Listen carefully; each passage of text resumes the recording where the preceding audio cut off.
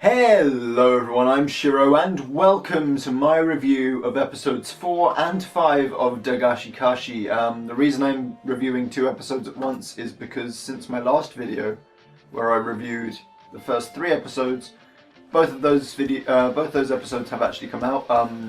As of next week, I'll only be reviewing one episode at a time because I'd have caught up by then. But I'm going to get into it right away. This show is amazing. It's just so stupid and funny and crazy, and there's so many stupid references, and there's just, oh my god. I'd say the fan service has definitely taken another. It's been taken up a notch, definitely. I still wouldn't say it's ecchi yet. I think if you were to consider something like this ecchi, you'd have to consider something like One Piece ecchi. So I wouldn't quite say it yet. Obviously, if it takes it much further, it very much will be, but it's not as it stands. But again, like I've said before countless times, it doesn't really mean anything to me. It's just whether or not a lot of other people who may or may not watch this video will watch it if it becomes kind of very heavily ecchi and stuff like that. I know, for example, one of my friends, he would very much enjoy the series, but not so much if it was ecchi, because he kind of feels that would devalue it a little bit. I don't personally feel that way because I don't really give a crap. But I know there are people out there who do. All I can say about these two episodes, I literally just watched them, is that they are amazingly funny. They are so wacky and crazy and out there and stupid that it just, I can't help but laugh. I'm going to do a quick rundown. So episode 4, more fan service. It starts off with this kind of almost bondage play kind of style thing where Hotaru asks to be blindfolded and tied up, and then Kokonatsu-kun gives her this rather about this long cylindrical type of candy into her open waiting mouth while she's blindfolded and ready, shall we say. And it's meant to be very, very provocative and very risque, I think is the word. I think so, I'm not good at words. Yeah, it's meant to be very kind of provocative and risque, and they definitely know what they're doing. There's no doubt about that. You can tell by some of the sound effects that the Seiyu made when she was eating the candy. They definitely know what they're doing. They definitely know.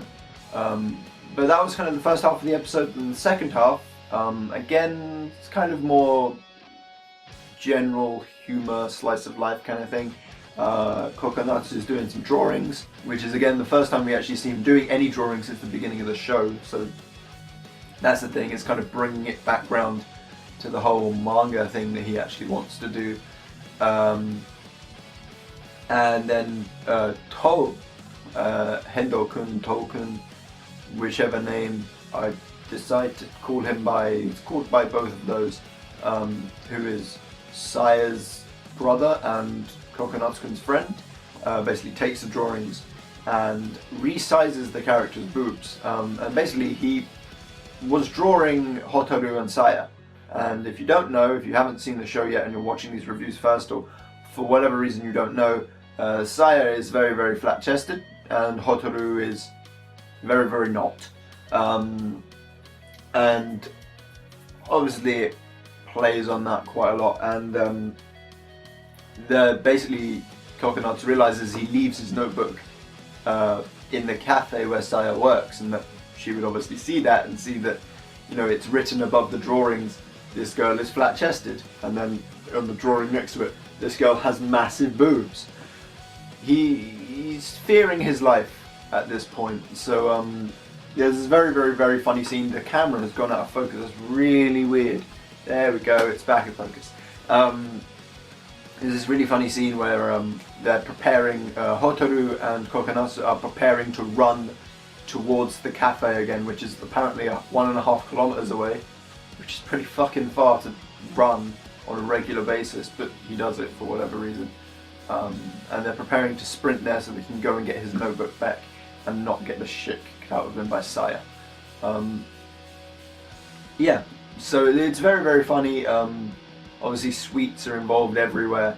With the running, for example, they have these little packs of 4 sweets. Like there's 4 sweets in each pack, and each one contains, I think, 1,600 calories or something. And it's enough to allow the average male to run 300 meters or something. So it works out that they can actually just get there, you know, by eating enough calories from these sweets or something like that.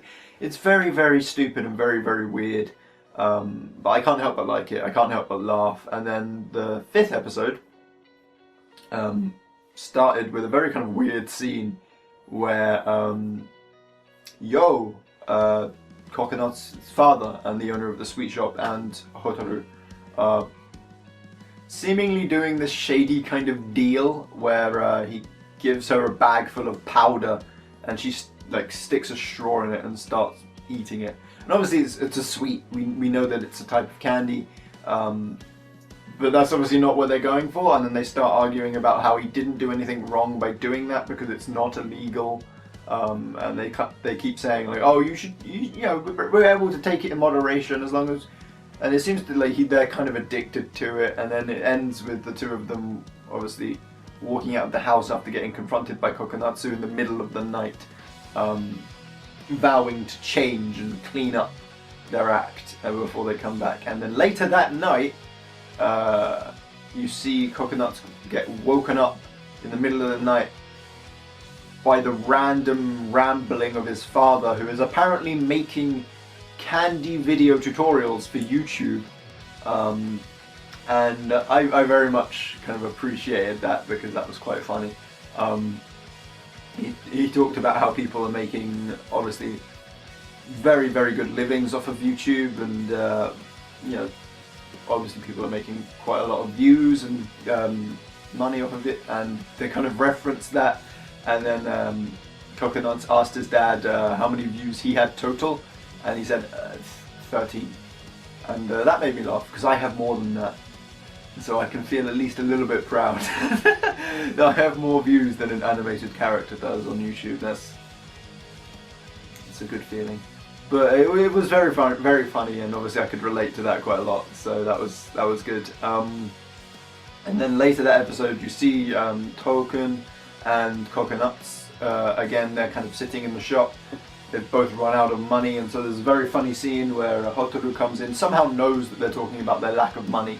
And there's these sweets where you can open them and there's a chance you can win a coupon that is worth kind of 100 yen or 20 yen, or depending on which one you win. Obviously the majority of them say you lost. It's kind of like a scratch card kind of thing. And Hotaru's great plan to earn money is to just eat all of these sweets. And it turns out she's never won any prize from eating sweets or gambling or anything of the sort ever. And it escalates, and eventually it turns out that she's going to challenge Coconuts to eating one of these 3 sweets. So there's 3 sweets in a pack, and one of them is incredibly sour. And obviously between the 3 of them, whoever gets the sour one loses. And if Kokonatsu loses, he has to succeed the shop. He has to give up on his manga dream and take over the shop. If Hotaru loses, she has to do any one thing that the other 2 tell her to do. Anything. They even brought up the fact that it could be something dirty and lewd.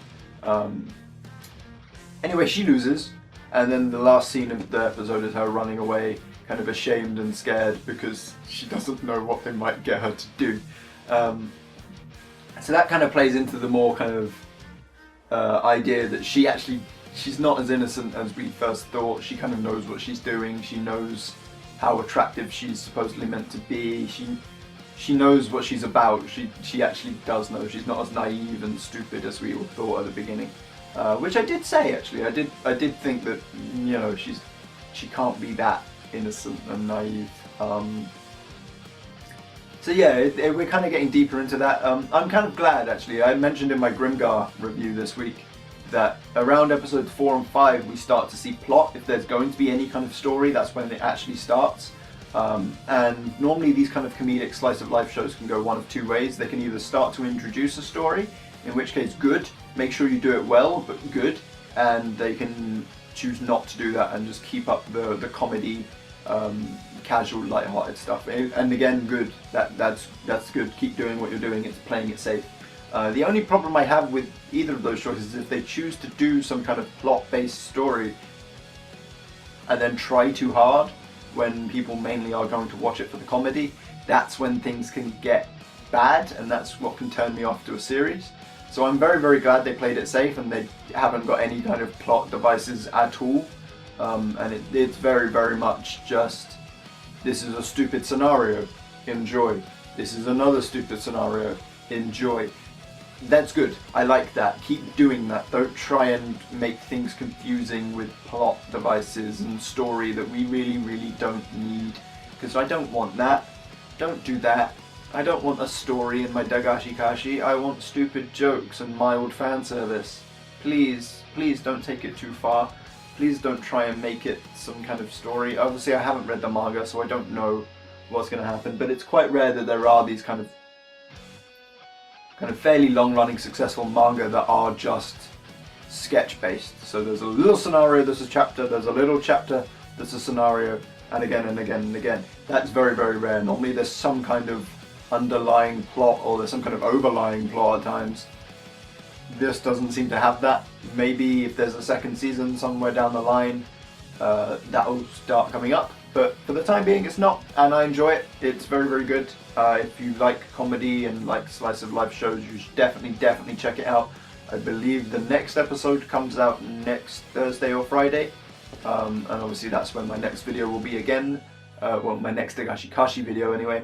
But that's all I'll say for now, so thank you for watching, everyone. I have been Shiro. This has been my review of episodes 4 and 5 of Dagashi Kashi, and I will see you all again very soon. Goodbye! Nosebleed trope, and the whole kind of very much teenage boy humor.